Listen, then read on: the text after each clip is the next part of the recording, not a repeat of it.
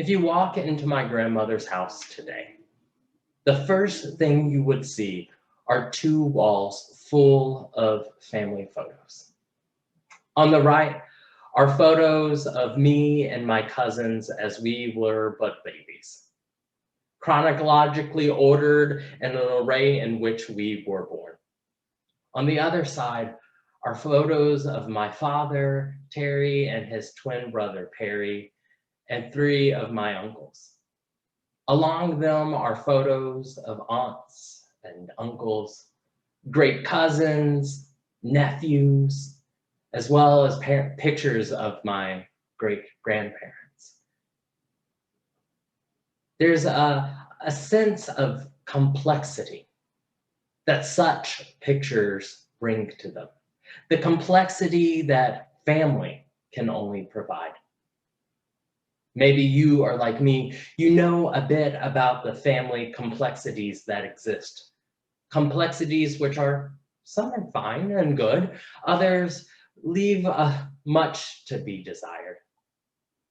And some of those feelings are those of sorrow and despair, connection and hope, just to name a few. There is a sense of rootedness and a sense of disconnect. But thus are the connections and complexities of family.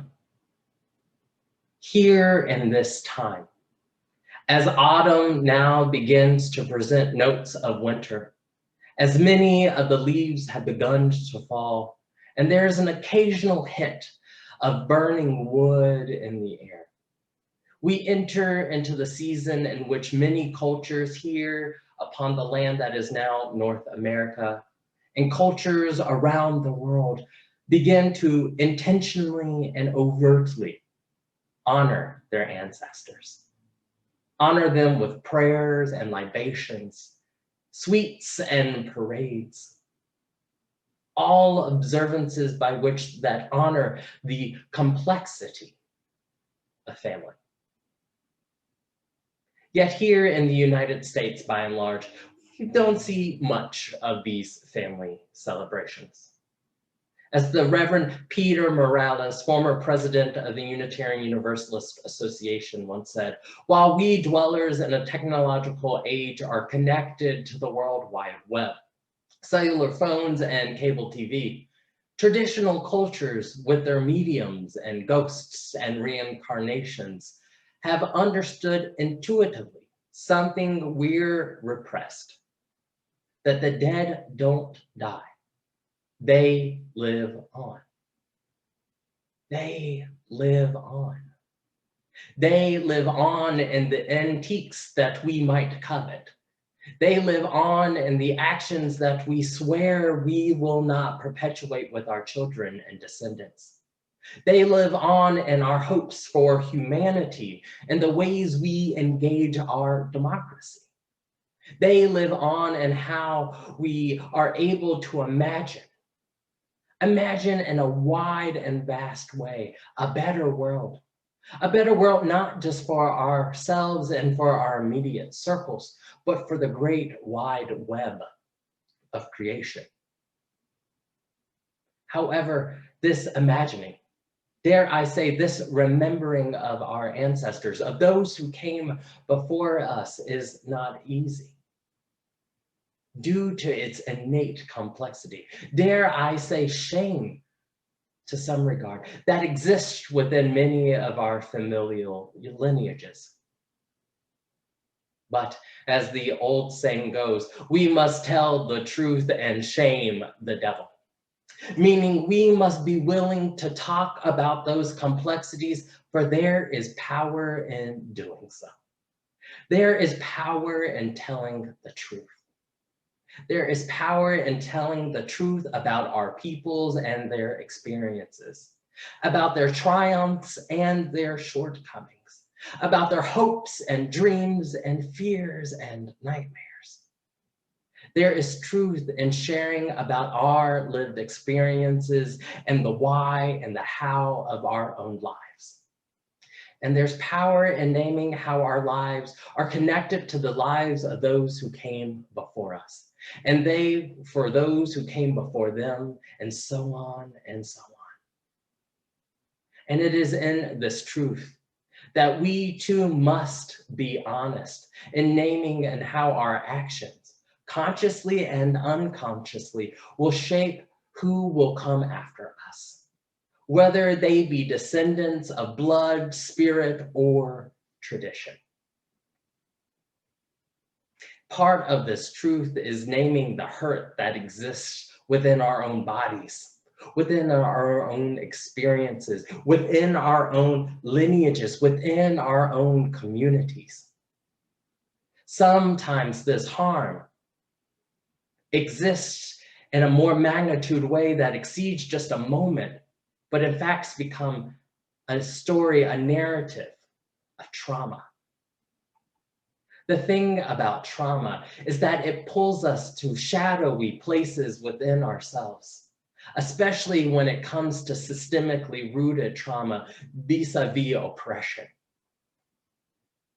And when we name that unprocessed trauma in our lives, in our own bodies, we begin to see and understand how feelings of a lack of safety, a lack of dignity, or a lack of purpose tend to mediate their way up, gurgulating and shaping the ways we relate to ourselves, to our peoples, to the world, and even to the very land beneath our feet. Yet evidence of past trauma isn't hidden so far below the surface right now, especially at this time when many things seem so thin layer thick, fragile, much like our fragile democracy. We have seen in moments such as this, in this moment of innate tensity, how relationships and interactions between family and friends seem to hit a fever pitch. We see this played out on news and on Facebook and on Instagram, and the interactions between strangers and politicians within the last days, weeks, and years. We see this percolating up because the trauma of this current moment is calling to the trauma in us, and it is hard. Things are hard and things are complex.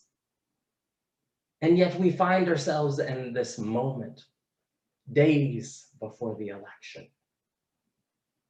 I must say, I find it complex and somewhat challenging as people have presented the question of voting, the thing that is on many of our minds and holding heavy in our hearts, that voting is a way by which we honor our ancestors, by which we uphold democracy. And yes, I am a tried and true Unitarian Universalist, I would admit, but I am still complex by the way in which voting has been handed to me in my own lineage, handed to me in the lineage of democracy, the democracy that is yet ever more fragile in this moment. But I am reminded that voting is not solely about honoring those who work to fulfill the potentiality for us to be able to vote today, no matter if we be femme or Black or Indigenous. It is about one task that we all share as living upon this land and creating a more perfect union. Voting is but one part of our responsibility, our duty, our mandate in creating something more beautiful. This sentiment is rooted in the struggle made known in Seneca Falls, in the Edmund Pettus Bridge, written into effect in Constitution Hall, and yet the work must continue on.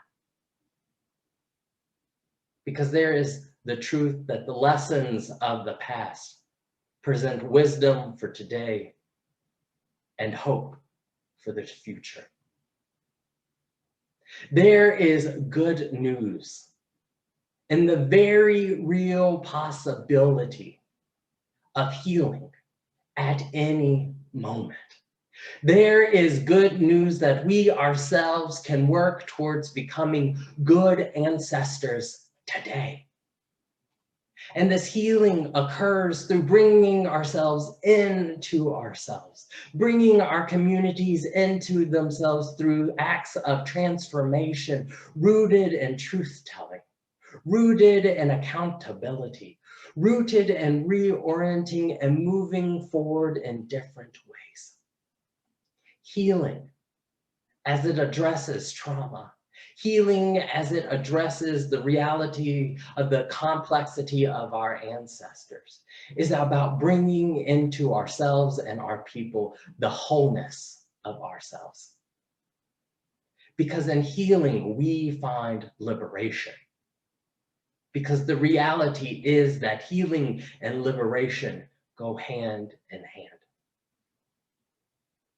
Part of this is about remembering onto ourselves, remembering into ourselves the fullness of our own power, the fullness of the power in which we each have inherited to breathe and to conjure and to create new ways of being, of new ways of relating to one another, of building communities and churches and organizations, about invoking the beloved community in the here and now.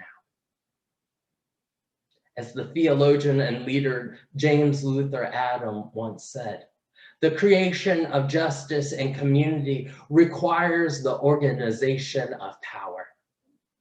Through the organization of power, the free person ties into history. Otherwise, one cannot achieve freedom in history. Injustice in community is a form of power, an abuse of power, he says. And justice is an exercise of just and lawful institutional power. We find ourselves in this moment, both individually and as Americans living on this land, presented with a moment to name our ancestors, to name the legacies, no matter how complex they might be, in order to create healing, in order to push back the tides of trauma that exists within us and within the world, to create healing.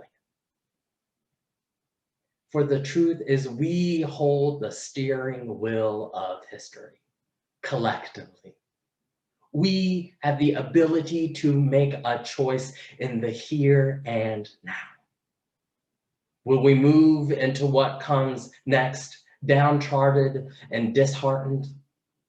Or will we go forth today, remembering power into and onto ourselves in order to aid in the inbreaking of heaven on earth towards creating a more just world?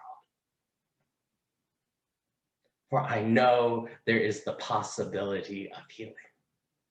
I have seen it this day and all of the days in which we have connected to one another. And I believe in the power of naming unto ourselves, of honoring the complexities of those power legacies that exist within us and creating a more blessed and beloved and beautiful world. For let us remember our power unto ourselves. For there is strength and love. May it be so. Amen.